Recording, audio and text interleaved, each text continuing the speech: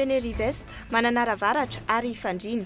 Distrika telo no nitsidian'ny kandida ho filoham-pirenena Ajo Andriananarivelo omaly sy androany. Mazava ary fantatry ny vahoaka ny dinam-piarahamonina entiny.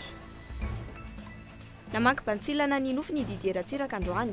Misy mpandraharaha vonina hanampy atapirisa $1 isan-taona ny Madagasikara hoy izy, tetsy amin'ny Carleton Anosy raha mifandamina ny samy malagasy. Polisy iray no maty, iray hafa naratra. Jiolahy 12 kosa no lavon'ny mpitandro ny filaminana. Nitrangana fanafiana mahery vaika indray tany Amboasary Atsimo omaly. Naharitra andro iray ny fifanjevoana. Simba tanteraka ny lalam-piariana miankina amin'ny Bois de Rose no ny fandrarana izany hoy ireo mpanao asa tanana madinika. Ny hazo ala hafa toy ny palissandre sy hazo fotsy izao no be mpitady. Ny antsipirian'ireo arahinao anatin'ny vaovao manasanao ampanajana anaraka izany hatramin'ny farany.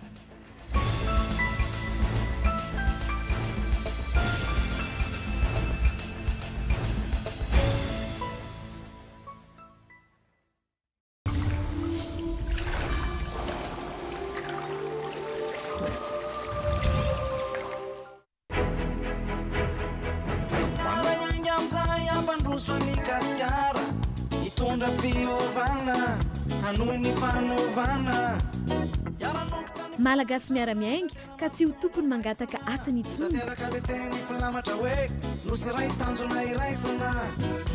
olo tena miasa, tsy be kabary, tsy be politika. Mampivoatra miara sosialy, tsy miara Izy madimy amin'ny 20 Oktobra, fidio Ajo laharana fahenina.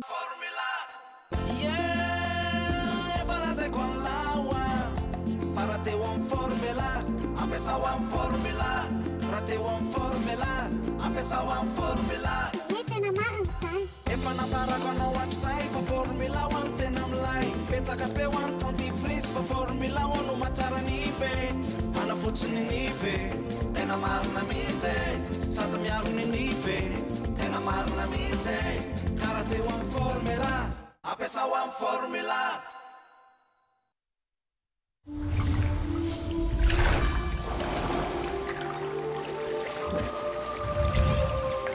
Tompo klasy tompo vavy tonga eto amin'ny fotoana ny fampahalalam-baovao indray sika amin'ity hariva ity asaina mpanajana ianao anaraka izany hatramin'ny farany vaovao makasika ny fampelezan-kevitra no hoentsika anombohana izao fampahalalam-baovao izao nafana ny fandraisan'ny vahoaka ny filarovan-tsinanana ny kandida filoha Ajo Andriananarivelo omaly tsy azo atao kilalao ny firenena ho ny kandida Ajo nananipiteny momba ny fanesorana ireo tompona andraiki-panjakana mitovy hevitra taminy ataka ireo distrika rehetra manerana ny Madagasikara isan'ny navitana foto-drafitrasa maro ihany koa sy fanatsarana ny fiainam-bahoaka tany antoerana raha tsika ny fanazavana.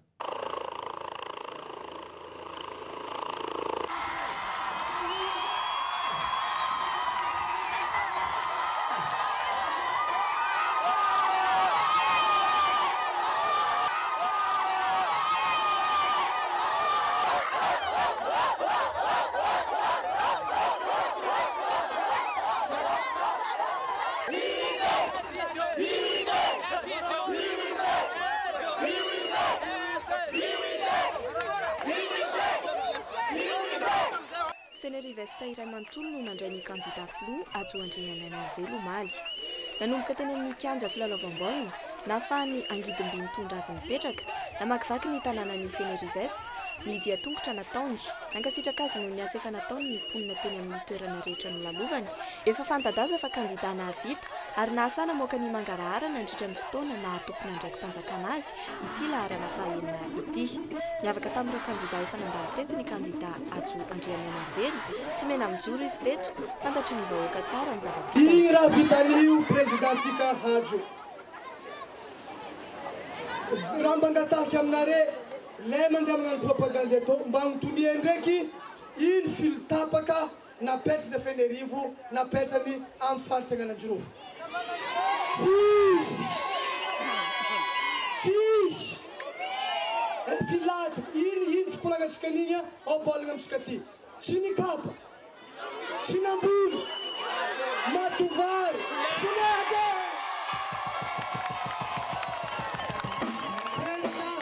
tsy nagnanjany efa nametraka mamy amitsika tany ny hazo sady ny mila amin'ny fahadimy amby roapolo ny volagna Oktobra tahômy za madiniky tahomi baba, tahomi nini, tahomi zuki, tahomi lujabi, ametsika 100% ato Antananarivo ko.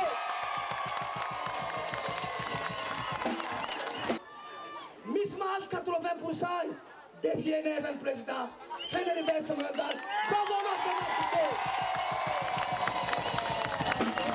Niamaranana anazy betsaka amitsika teto na lahelo. Afaka chef de région. Chef de région. Misy ny famono tany Mananara, ny famono tany Marantsety, ny famono ta Sainte-Marie, na ny teto ny Raragna. Karaha malahelo anareo. Alatsaho bulletin numéro 6 tompoko. Bulletin numéro 6 tompoko. Sasany président mitondra artiste folo, mitondra artiste dimy, mitondra artiste telo, iragasy. Tsisy artiste reo e. Tsisy artiste izy hitanao fô fitiavana anao président ary mbola misy 3,000 ampasy mbola mandigny. Tsy afy araka neny tarika zare. Mbola misy 2,000 ato mahambo.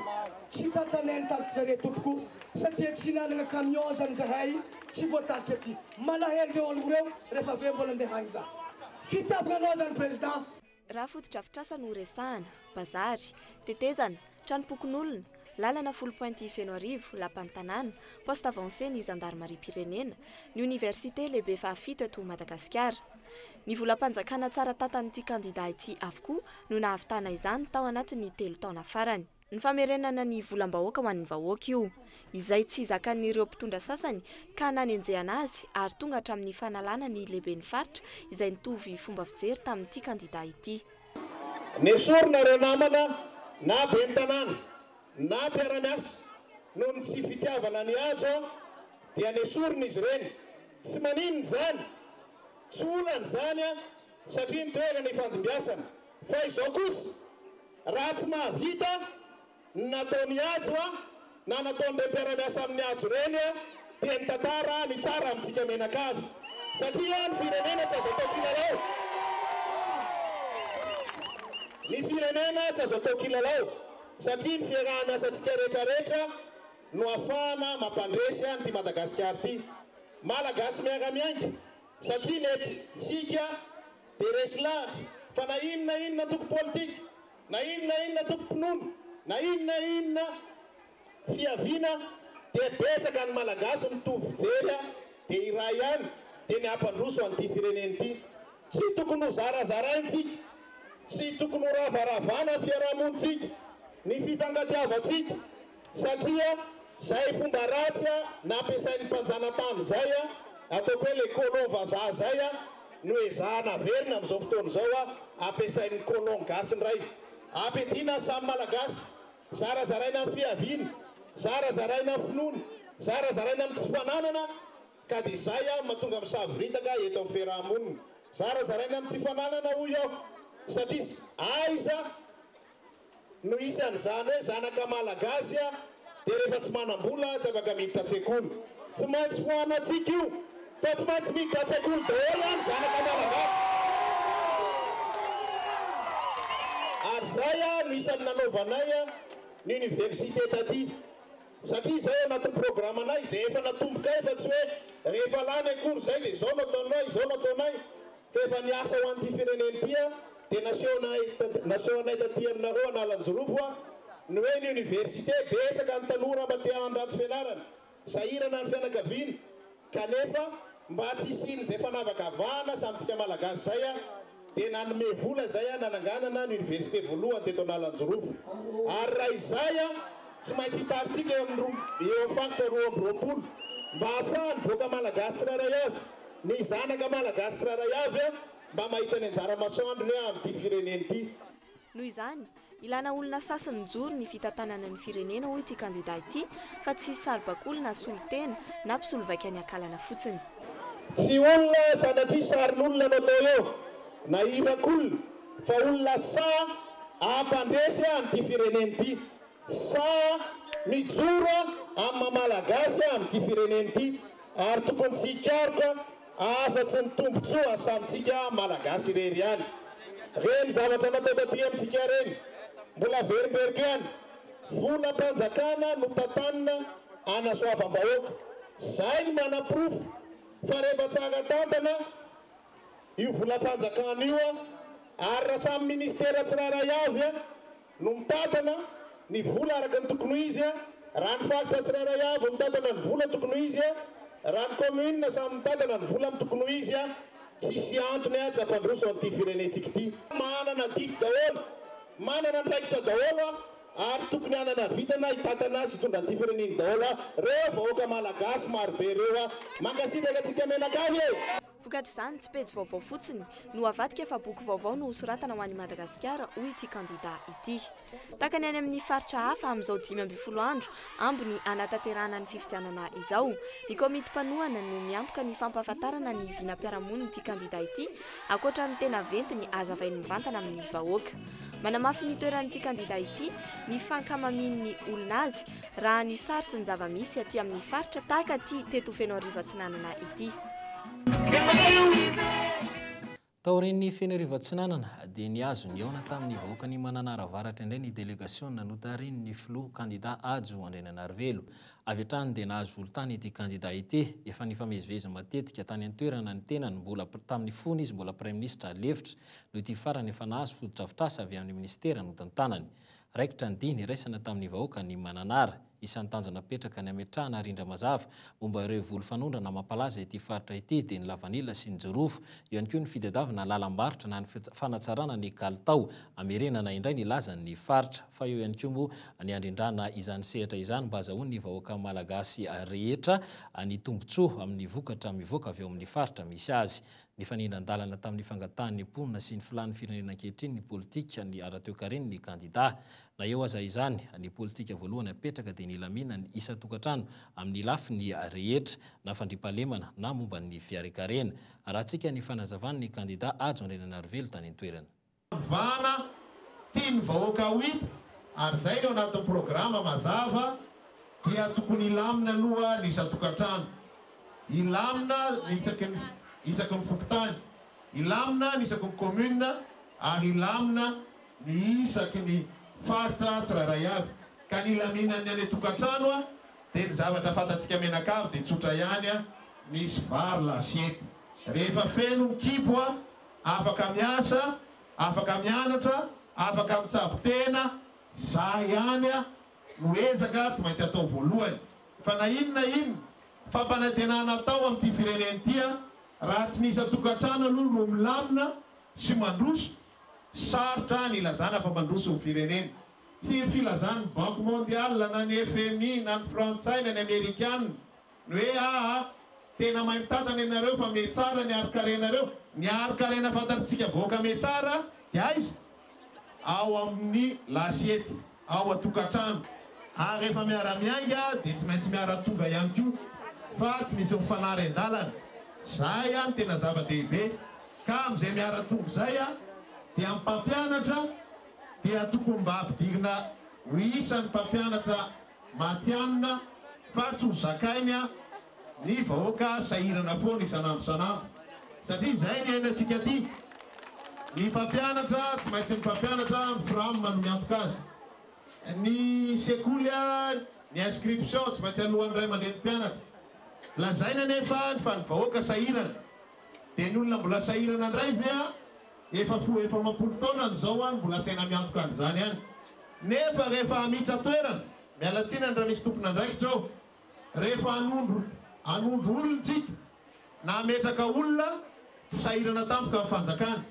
Ndraikindraiky manendry CT, ndraikindraiky manengy CST, ndraikindraiky mandray zavatra maro efetsy anarana tsy tadidiko tso fa me betabe fa amin'arivony raha manambola amin'izay fanjakana dia tokony hanambola aloha hikarakarana antsika vahoaka. Malitolakandro ny eo tamin'ny mponina tao fandriana ny kandida Ajo Andriananarivelo tahaka ireo avy amin'ny faritra 12 manerana ny nosy dehibe ireo zanaky ny distrikany fandriana manampahaizana ny fametanana taminy fony izy mbola tompona ndraiky mpanjakana. Ity distrika ity izay isan'ny navitana fototra afitrasa maro ihany koa. Raha antsika ny fanadidiny. Mazava ny vinam-piarahamonina sy ny fandaharan'asa ny kandida ajoandriany Anarivelo. Nisy olon-tenam-bahoaka indray teto Fandriana no nitondra ny atsiprian'izany. Miainga avy amin'ny mpitondra ny ohatra, kanefa ilaina ny fiaraha-mientany rehetra. Ity faritra ity, izay isan'ny namoaka olomanga teto amin'ny firenena ary namoaka manam-pahaizana maro ihany koa. Ireo taranaka faramanjimby no antony anovanan'ny firenena ankehitriny, hoy ny kandida Ajo Andriany Anarivelo. Maro nataony teraky ny Fandriana, ny zanaky Fandriana tamiko matony zava-bita teo ministera tamin'ny asa natao rehetrarehetra reny. Ka raha ny sitsiny raha mba mandalo aty koa ny tenako misaotra anareo raya reny toerana nipoiran'ireo manam-pahaizana zay niarana asa tamiko marobe ireo. Ny faniriana dia tsy eo manam-pahaizan'ireo ihany no afaka hitondra mitsaikefa no anty fireneny tia fa ireo taranaka faramandimby reo ihany koa dia tokony afaka hitondra bebe kokoa. Ka raha izao nefa no mitoya lasa miteraka tsy vitovitana amintsika ary manimba no avy ny taranaka hafa satria zay manam-bola ihany zay manana fahefana ihany no afa mampianajanaka ka dia dikan'izay zany tsy ho afaka hitondra ny anjara briky ny mavitra intsony ny taranaky ny vahoaka ty ambanivohitra rehetrarehetra ty. Zay ny fampitoviana tsy maintsy atao, zay ny ezaka tsy maintsy tanterahantsika mba ahafahany vahoaka malagasy mitovy aloha, miara-miainga aloha, dia rehefa miara-miainga isika dia mazava ho azy miaraka mahazo tombotsoa amin'ny tany fa raha ohatra tsy miara-miainga isika amin'ny voalohany fa efa misy mahazo tombony sahady dia sarotra ny mampandroso firenena. Satria Madagasikara mandesa ny tena tanjo fa dingana ihany ny fifidanana filoham-pirenena ary tady tsara fa verimberiko tongava amin'ny fidy. Zay aloha ny asantsika voalohany mba ampisehoana fa vahoaka valo isika ary efa tonga amin'ny fidy isika dia arovy ihany koa ny safiditsika, arovy hatramin'ny farany satria raha fa tsy safidy tsy voaro dia miteraka savorovoro eto amin'ny firenena. Ka dia tongava amin'ny fidy ary raha sitrakareo dia arotsay mivato fahenina ny Ajo satria ho ampandesentsika Madagasikara isika miaraka miara-miainga ampandroso firenena ary ampandroso any Madagasikara ny tanjona. Ny fampianarana sy ny fanabeazana, ny tanitsampam-bolo sy biompy, ny tanora sy ny famoronana asa, ny famoronana orinasa sy asa, ny tsinjovana ny tanora hatramin'ny fanatsarana ny tontolo-pampandrosoana amin'ny ankapobeny ka hametrahana fototra mafiorina ny antoana ny hoavin'ny tanora malagasy hatramin'ny fitantanana azon'ny malagasy tonga amin'ireo arenan-kibonitany eto amin'ny firenena. Ireo rehetra ireo ao anatin'ny mangarahary ary ahitatra raha-potoana amin'ny vahoaka malagasy mampanantena fivana mahery vaika izay azo tanterahana tsara araka ny angarany ity kandida ho fifirenena ity. Tontolon'ny tsy fandriam-pahalemana dia polisy iray no lavon'ny dahalo tany Amboasaratsimo omaly iray hafa kosa naratra vokatry ny bala. Dahalo 12 no lavon'ny mpitandro ny filaminana tamin'izany fifandomana izany. Naharitra iray andro ny fifandomana teo amin'ireo mpitandro ny filaminana sy ny dahalo tao amin'ny faritra Jivory omaly. Omby ny isa 700 kosa no lasan'ny malasa tamin'izany araikitra ny fanarahandia. Tamin'le 8 zany 8 octobre 2013 dia nisy dahalo miisa 200 nangalaka omby tao Tsivory tao Soarano omby miisa 300 no lasan'ny dahalo tamin'io fotoana io. Dahalo mitondra basy AKM manakoroa sy fusil de chasse ary arme blanche. Rehefa tonga teo 2 kilometra finanan'ny Tsivory dia misy nanao accrochage ny gendarme 7 miaraka amin'ny polisy 4 dia nitoy ihany ny accrochage hampana amin'ny 15 kilometra any ka lasaka ny omby rehefa tonga amin'ny toerana ampiana hoe dia mandresy dia 1 no isan'ny dahalo maty tratra manontolo ny omby. Rehefa taorian'ny fantatarana ny omby io zany dia mbola misy dahalo sikaritra zany miafinafina eny akaiky ny toerana nahalatahana ny omby. Dia rehefa nandeha nanao nijery an'io dahalo io zany niataky ny odavy tamin'ny polisy efatra polisy nasionaly efadahy dia voatifitry ny malasy ny anankiray ka maty. Ny ray kosa naratra teo amin'ny tanany fa efa tsy manino izy amin'izao fotoana zao. Tsy misy tatoato mihitsy zany aty amin'ny faritry ny Anosy ity fa efa roa taona amin'izao zany ny aty amin'ny faritra Anosy dia miaina ny asandahalo io mitovy amin'io ka io ihany.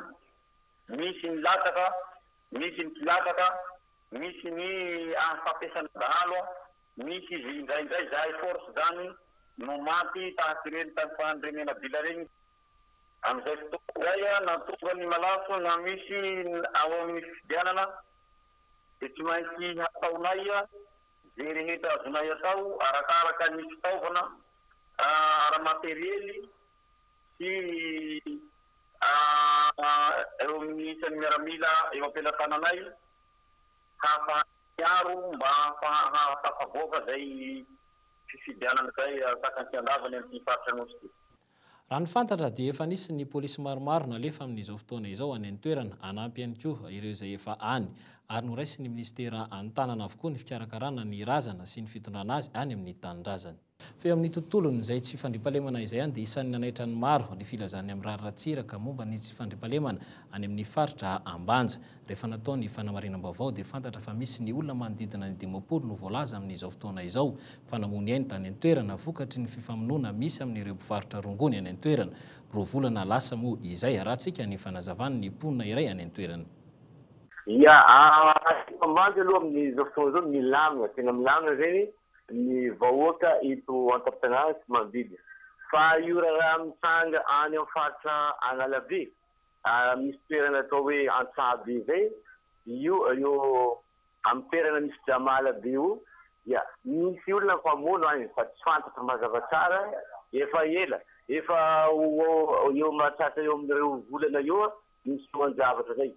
Nefa ny vaovao mikasika an'io dia tsy mbola mahafototra tsara na ny journalista na ny mpitondra tena mahafantatra tsara ny firy misy olona maty any na inona natonga ny ady dia tsy fantatra mazava tsara. Fa zava-misy fo dia misy andian'olona anankiroa zany ny famono ary tena mifamono araka ny tantara misy hoe rehefa mahatratra na 50 latsaka io zany ny isan'olona maty eo anatin'izay. Fa na ny force zay na ny mpitondra eto an-toerana dia tsisy mahafantatra mazava tsara.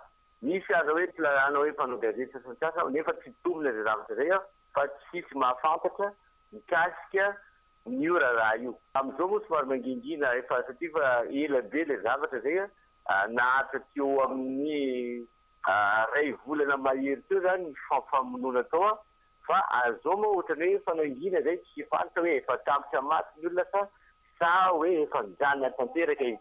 Fa na zay na tsisy ny intervention tany tsisy zay ny zava-misy aty Ambanja.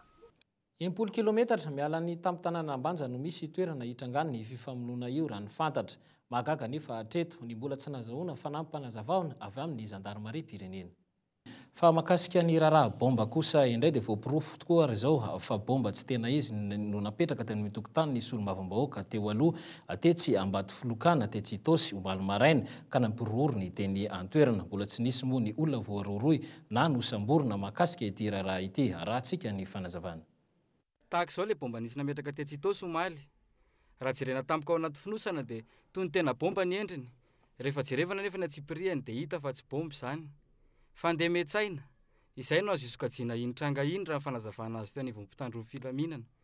Efa mandeha ny fanadihadiana amin'izao fotoana izao hitadiavana izay adonikotrika iny bomba tsy tena izy iny. Seo teny Itosy omaly maraina aty moa zany rehefa tena nidinihanay zany natao ny fanadihadiana dia hita fa zavatra tsy azo anavanina zany zavatra ohatran'izao hoe rehefa tena nijerena moa izy dia tena hita izy hoe tena tsy bomba fa resaka kilalao hoe boaty dia karazana reto le fampiasa amin'ny ordinateur reto dia misy telefona toa karazana hoe intimidation fitentsika azy intimidation ho an'ny olona na hoe misy afatra tian'le olona alefa am'le olona nametrana an'ity zavatra ity ka efa ao anatin'ny fanadihadiana tanteraka izay mpitandro filaminana amin'izao a eo mo efa voalazanay teo hoe eo ampanaovana ny hoe le bomba sy le grenady ny seho teo aloha reny eo ampanaovana fanadihadiana zay a mahakasika an'le hoe caractéristique an'le grenady a dia eo ihany koa le hoe origine na le hoe fiavian'le grenady a le hoe fa ao anatin'ny fanadihadiana tanteraka zay ka eto azy zany manentana ny olona ihany zany a aokatsika mba ho tony tanteraka ao anatin'izao le hoe tony hoe fa azo lazaina hoe asa fampirorona hoentina andeha metsaina ny olona tsy azo atao tsinotsinona ny tranga tahaka ireny tsy fantatra izay ao an-tsain'ny olona nametraka azy tokony ho malina foana araka izany ny olona ary ampandray mitandro ny filaminana raha vao mahita zavatra hafahafa zany zao le telefona dia reto le composante ity le charge explosif zany ity détonateur dia reto le hoe circuit déclenché an'le appareil sy ny anina ohatran'izay dia mifonosony zareo reto moa zany le raha tsahivona dia omaly maraina tokony tamin'ny enorany nahita io zavatra io teo tokotany ny tompotrano ary ny antso mpitandro ny filaminana avy hatrany mipetraka arak'izany ny fanontaniana hoe sangaraty sa fampitandremana no antony bomba tsy tena izy io misokatra amin'ny fanadihadiana tontolon'ny fiarina sy ny ara-toekarena dia mirona amin'ny hazo toy ny palissandre na ny hazo fotsy indray ireo mpanjifa mpanao sary sikotra amin'izao fotoana izao antony tsy mandeha intsony ny tsena ny vokatra vita amin'ny bois de rose manodidina ny 5,000 ka hatramin'ny 5,7 hetsy ny vidin'ny vokatra vita amin'ny bois de rose ny lalana moa izay manakana tsy fahafahana mitrandraka izany no antony mampempotra n'ireo mpanjifa vahiny arahantsika ny fanadihadiana ahitana karazany maro ireo asa tanana vita amin'ny bois de rose eny an-tsena toy ny vazy sary sikotra na koa ireny coupe papier tsy manintona ny mason'ireo vahiny intsony izy ireny na maro karazana azy mitady lalana hafa ireo mpanao sary sikotra malagasy rehefa tsy misy ny tsena eo amin'ny vokatra vita amin'ny bois de rose tsy malafo ary zara raha mandeha ny tsena ho an'ireo mpivarotra tsy dia vao tonga eto mihitsy ny vahiny zany dia efa mahalala hoe c'est interdit dia tsy mividy mihitsy izy angamba atao hoe malafo eo amin'ny 5 eo isan'andro angamba taloha dia karazany zany misy statuette misy diverany malasarisarina biby reny hoe bois blanc ordinaire be na ohatrany fa bois blanc any izy fa dur mafy tsara izy tsy hoan'ny biby dia reny indray zao nefa manomboka mandeha indray na eto amin'ny tsenany asa tanana eto amin'ny senam na eto amin'ny sampanana ambotry manjaka matateraka ny tsena ho an'ireo vokatra vita amin'ny bois de rose ireo vita amin'ny palissandre indray no masarika an'ireo mpanjifa mbola tsisy indraindray misy miteny hoe tsy tavavoaky mivata amin'le misy soratra ny avata 750 dia misy 250 le ambany indrindra arakaraka le habeany zany arakaraka ihany ndraindray tena tsy moalava ndraindray mba malafa fifampiresana teo amin'ny filohan'ny tetezamida sy ireo fiarahamonim-pirenena sy fikambanana miaro ny tontolo iainana no nanapahana ny fivarotana ny tahiriny andramena eo ambanin'ny fanaraha-maso ny vondrona iraisam-pirenena tolo-barotra eo amin'ny sehatra iraisam-pirenena no ny fanarahana treto manana nevo malony izany ireo olon-tsotra le izy aloha voalohany indrindra raha ohatra hoe fananana hita toerana eto tokony mba amena rarinaina aloha le mpandraraha eto zany hoe mpandraraha ny ivelany ange marina hoe misy vola bebe kokoa any fa mampalaino any le mpandrarahantsika raha tsy njovona dia raha ny hevitra aloha tsaratsara angamba ny amena laka ihany koa ny atsika zay le mahatonga an'le hoe gasy dia tokony mba tiana ihany fa tsy hoe inany an-dafy dia any any tokony zany le arena eto Madagasikara tokony zany mba hoe ho amin'le olona mitsanjaka anazy eto zany be da be mantsy zany ny olona mahay an'io asa tanana io nefa le izy alefa zareo amionjana any ivelany nefa zany ny olona eto zany tsy ampy araka fitaovana sy ny rehetrarehetra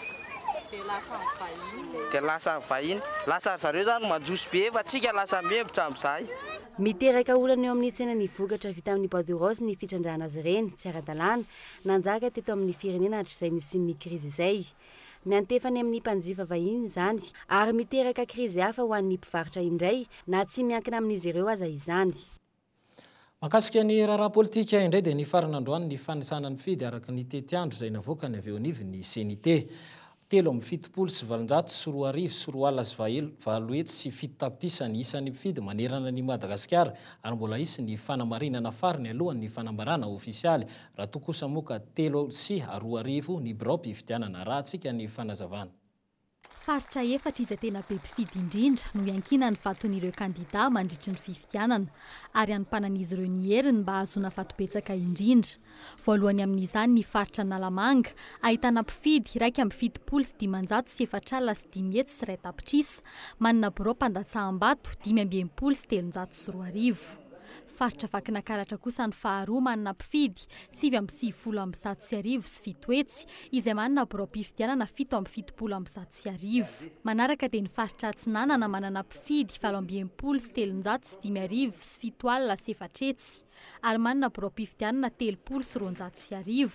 Aorian'ny faritra be mpifidy fahaefatra dia ny faritra Vatovavy manana mpifidy 5,70 sy 700 sy 7,000 sy 3 hetsy, manana birao mpifidianana 7,20 sy 300 sy 1.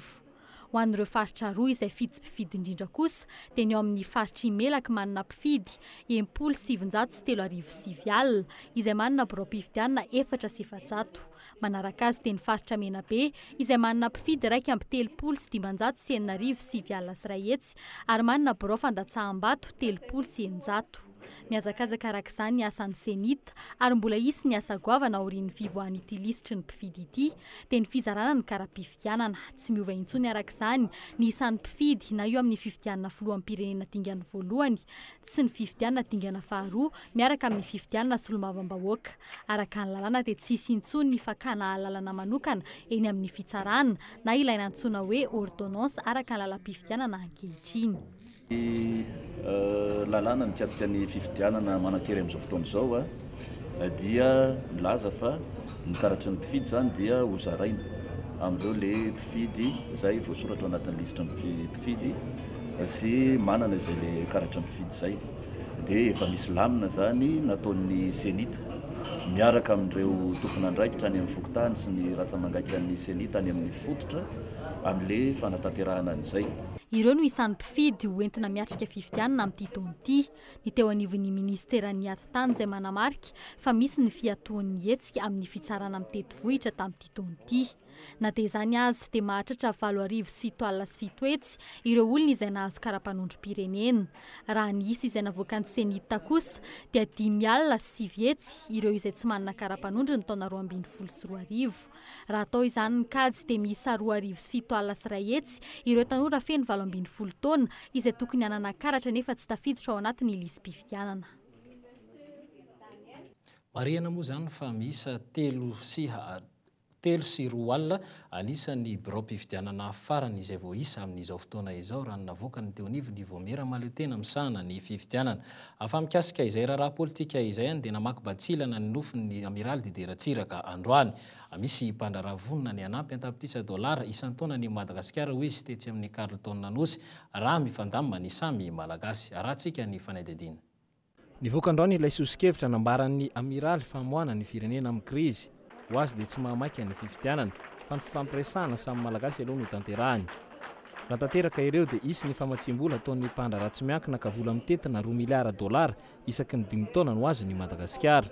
Akoatra izay dia isy ihany koa ny fanomezana vary hatrany amin'ny 5,000 sy 2 hetsy taona miampy menaka hatrany amin'ny 10,000 taona isan-taona. Qui vous demande qu'on demande une transition nouvelle? Je dis sortons de la crise à la fin de ce mois. Je pense qu'avec $10 milliards, $2 milliards par an, 250 000 tonnes par an de riz, 50 000 tonnes de sucre par an, pendant 2 ans, 50 000 tonnes de farine, 50 000 tonnes d'huile, eh bien nous rembourserons sur les productions futures. Ils sont prêts à augmenter de 2 ou 3 fois la production agricole de la calotte et de Madagascar. Et vous nous paierez là-dessus. Si on n'arrive pas, vous ne nous paierez pas. Taki mafy ny fiara mitantana ny amiraly ary toy ny efa nametraka ny tena no mpitondra ny firenena satria dia efa nampanantena sahady ireo mpiasam-panjakana fa isy ny fisondrotan-karama hatrany amin'ny 700 ary anangana trano misy hatrany amin'ny 5 sy 0 ary ampitomby ihany koa ny vatsim-pianarana ho an'ny mpianatra ho 700. Ho an'ny fifidianana izay dia nanome tokony ny filoratsiraka fa misy ny fitaovana ary fomba afaka ampiasaina ary tsy afahana manao osika amin'ny fifidianana. EVM électronique voatiny machine ity fitaovana ity ary efa nisy ny fampiresahany tamin'ireo tompon'andraikitra mikasika izany. Misy zavatra tsara noho io bulletin io. Efa naka toky tany amin'ny namana ny Dilambato aho. EVM no anarana. Electronic voting machine. Eo daholo ny anaran'ireo olona reo miaraka amin'ny sariny, miaraka amin'ny numerony. Na fahatelo, na fahasivy, na faharaiky amby efapolo. Tsindrinao fotsiny le bokotra, le bouton. Tsindrinao fotsiny. Indray mandeha tsy mahazo manindry roa anao. Mivoaka le bulletin, latsaka anaty orona, tsy kasihinao akory. Mety mahazo récépissé anao fa hoe ino voto nataonao, tsisy azo angalarana tompovavy. Nanome safidy mihitsy ary ny amiral Dideratsiraka manoloana ireo sosikevitra izay nentin'ireo na ho tafity Madagasikara na ho rendrika. Mbola nisy ny antso ho an'ny tafika izay nataon'ny amiral mba hisiany ny firaisan-kina ary tsy ankina intsony amin'ny raharaha politika. Tsy nilaza mazava ny amiral iza marina ireto mpandraraha ireto ary inona no takalon'ireo famatsim-bola ireo. Fa makasika hatrany izay lafin'ny fifidianana izay dia ho fitandronany fahadiovan'ny tanàna dia nisintona lakolosy fampitandremana ny teonivy ny tanàna na Tananarivo androany mikasika ireo fametahana petrajindrina eny toerana tsy ara-dalàna. Ny tobotrano tetsy an-tanimena no namboanana izay tontolo izany atoandro io nesorona avokoa mantsy ireo petadrindrina namemotra ny dobo ny fokotany ny biraom-pifidianana ny andrinjiro eny amin'ny fiantsonana ny fiara ny rindrim-panjakana tsy azo ametahana ireny petadrindrina ireny. Raha ny fantatra teo anivon'ny tompon'andraikitry ny tanàna na Tananarivo dia mbola mitoy ity hetsika ity fanomboana fotsiny ihany io androany io fa ny tanàna natao an'ireo kandida ihany koa natao mba tsy hametaka petadrindrina eny amin'ireny toerana tsy ara-dalàna ireny. Fa tontolon'ny fanatanjahantena kosa indray makasika indrindra ny taranja kickboxing dia azo ambara ary fa tsara ny vokatra ho antsika eto Madagasikara tamin'ny fiadiana ny tompon-daka eran-tany natao taty Brésil ny 7 ny volana septambra ka hatramin'ny 9 ny volana oktobra 2012 sy 2000. Saika ireo kalazalahy eran-tany avokoa ny finandrana tamin'ny mpiatrika malagasy anisan'izany Julien sy Annie Gaël ary Jacob Gilbert. Azo atao tsara nefa ny mandresy azy ireo ho nisy olo-tena tanyreo nanatrika tany antoerana ratsika ny fanazavana. Firenena 20 no niatrika ny fiadina ny tompon-daka eran-tany eo amin'ny Ayad kickboxing izay natao taty Brésil ny 7 ny volana septambra hatramin'ny 9 ny volana oktobra taona 2012. Rehefa manana ny fahaiza-manao eo amin'ity taranja ity no nandray anjara betsaka tao anatin'izany ary tsy diso anjara tamin'izany ihany koa isika teto Madagasikara na izany ary nanao izay hafa ny ekipa pirenena malagasy ary anisan'ny ady mafy Jacob Gilbert. Raha ny ady ny tenako nanao quart de finale dia senja hoe tsy nety kely zany satria tao anatin'ny fotoana ny ativako iny nisy tranga nahazo anahy dia ny faharatsana nahazo anahy io zany ny adversaire nefa tao anatin'ny poule nisy anahy efa tena natao atry atao le fa niorkoditra atao le matsika zalahy izy amin'ity taona ity tranga tampoka nefa le problème tao anatin'izay no natapaka ny tongotra efa ny amin'ny ora farany efa ora farany gonga farany zany nandaka ako dia fanodry tamin'ny taolana dia tapaka ny taolana dia rehefa teo anatrehan'izay tsy afaka nanao ny ady tsony ako na dia tafaka tsara. Tamin'ny roa maraina teo ny délégation malagasy no nigadona teto an-tanindrazana izay notarian'ny filohan'ny fédération malagasy Andriany Irina Briand niaraka tamin'ny tale teknika Maître Apollo.